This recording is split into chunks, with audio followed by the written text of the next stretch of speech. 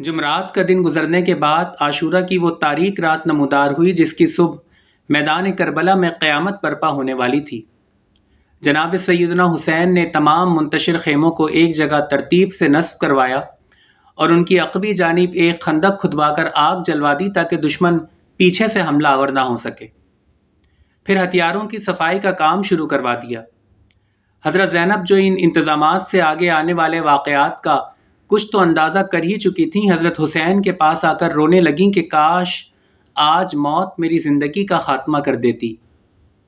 ہائے میری ماں فاطمہ، میرے بابا حسین اور میرے بھائی حسن میں سے کوئی بھی باقی نہ رہا۔ بھیا، ان جانے والوں کے جانشین اور ہمارا سہارا تم ہی ہو۔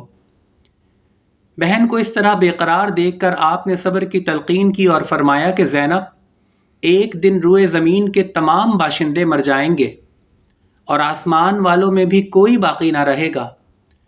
صرف خدا کی ذات ہے جو باقی رہنے والی ہے، باقی آسمان و زمین میں تمام چیزیں فانی ہیں۔ میں تم کو خدا کی قسم دلاتا ہوں کہ اگر میں مر جاؤں تو اسوہ رسول کے خلاف نہ کرنا، میری موت پر گریبان نہ پھاڑنا، منہ نہ نوچنا۔ بہن کو صبر و شکر اور ضبط و تحمل کی تلقین کر کے آپ خیمے سے باہر تشریف لائے اور حفاظت کے ضروری انتظامات کر کے صبح صادق تک نماز، دعا اور استغفار میں مصروف رہے۔